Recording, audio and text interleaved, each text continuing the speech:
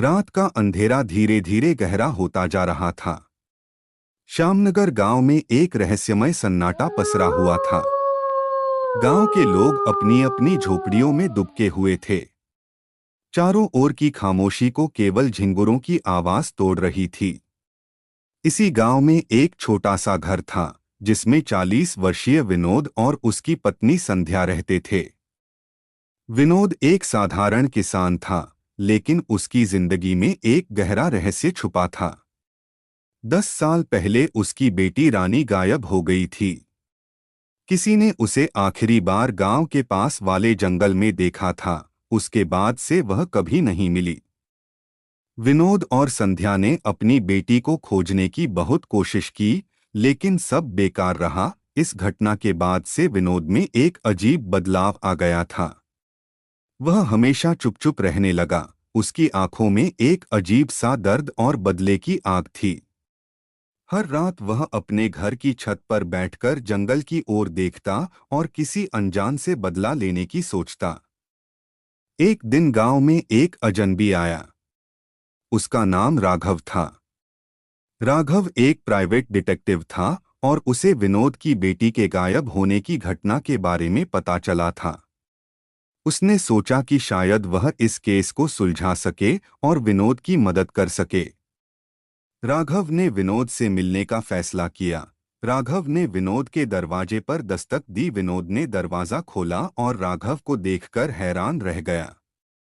राघव ने अपना परिचय दिया और बताया कि वह उसकी बेटी के केस की जांच करना चाहता है।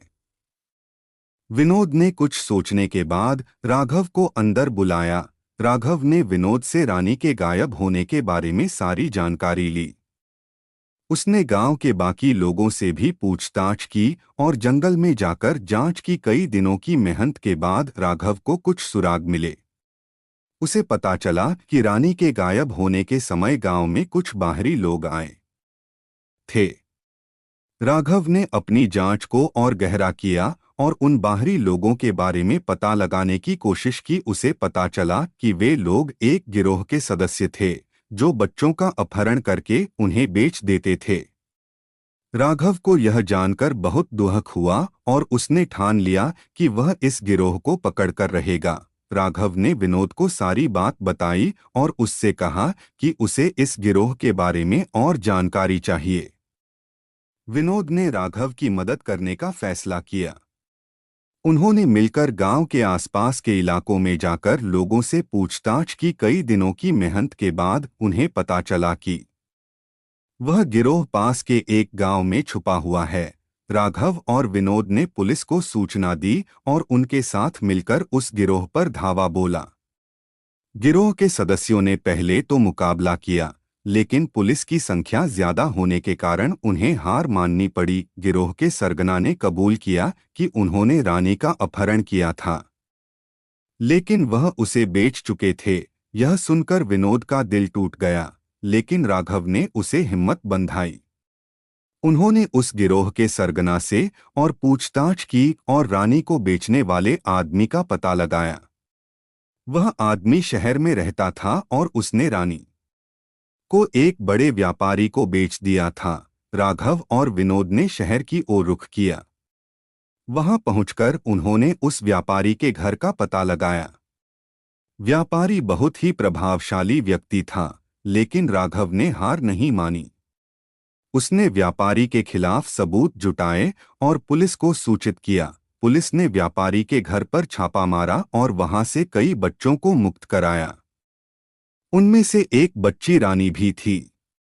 विनोद ने अपनी बेटी को गले लगाया और उसकी आंखों में आंसू आ गए। संध्या भी अपनी बेटी को देखकर बहुत खुश हुई। रानी ने अपने माता पिता को सब कुछ बताया कि कैसे उसे अपहरण किया गया और कैसे उसे बेचा गया। उसने कहा कि उसने कभी हार नहीं मानी और उसे यकीन था कि उसके माता पिता उसे जरूर ढूंढ लेंगे। इस घटना के बाद विनोद ने राघव को धन्यवाद दिया। राघव ने भी विनोद से कहा कि उसने अपना फर्ज निभाया है। राघव ने गांव के लोगों को भी जागरूक किया कि वे अपने बच्चों का ख्याल रखें और इस तरह की घटनाओं से सतर्क रहें। इस घटना के बाद विनोद की जिंदगी बदल गई। उसने अपनी बेटी को फिर से पाने के लिए जितना संघर्ष किया था, वह उसकी मेहनत और हिम्मत का परिणाम था। विनोद ने समझा कि कभी कभी बदला लेने से बेहतर होता है कि हम अपने प्रियजनों को ढूंढने और उन्हें सुरक्षित रखने की कोशिश करें। विनोद और संध्या ने अपनी बेटी के साथ नई जिंदगी की शुरुआत की और गांव में खुशहाली लौट आई। राघव ने भी इस मामले को सुलझाने के बाद अपने काम पर लौटने का फैसला किया। उसकी मेहनत और लगन ने विनोद के परिवार को फिर से मिलाया और इस घटना ने सबको सिखाया कि हिम्मत और सच्चाई के साथ हम किसी भी मुसीबत का सामना कर सकते हैं।